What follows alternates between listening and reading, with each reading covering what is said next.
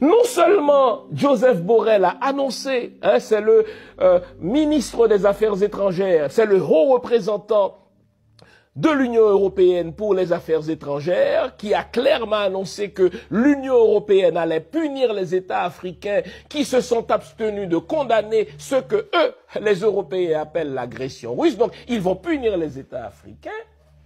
Mais pire, il y avait, n'est-ce pas, cette femme qui ose, au nom de l'Union européenne, se poser la question, n'est-ce pas, la présidente de la Commission européenne, Madame Ursula von der Leyen, qui ose poser cette question insultante pour nous, les peuples noirs.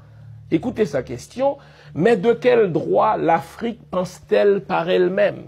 Est-ce que vous entendez la question de cette femme? La présidente de la Commission européenne, Madame Ursula von der Leyen, surprise de l'abstention des États africains dans cette affaire que eux, les Européens, appellent l'agression russe, mais qui n'en est rien.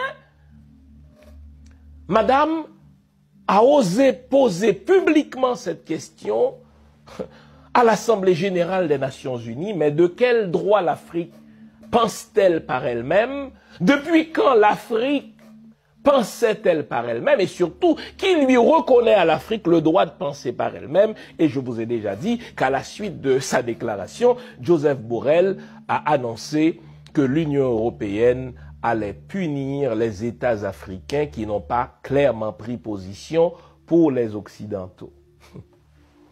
Vous notez quelque chose? C'est ce que j'appelle l'atavisme colonial. L'occidental se croit supérieur aux autres. C'est lui le vrai blanc. Vous notez que dans la tête d'un occidental, dans la tête d'un Américain, dans la tête d'un Européen, même Vladimir Poutine n'est pas un vrai blanc. Pour eux, Vladimir Poutine, c'est un slave. Et c'est du mot slave, n'est-ce pas, que dérive le mot esclave. Donc pour eux, Poutine n'est pas tout à fait comme eux. Poutine n'a pas atteint le même niveau de supériorité ontologique qu'eux. Et donc Poutine, c'est un sauvage, c'est un boucher. Il faut commencer à se poser la question, à savoir est-ce que Joe Biden n'est pas sénile?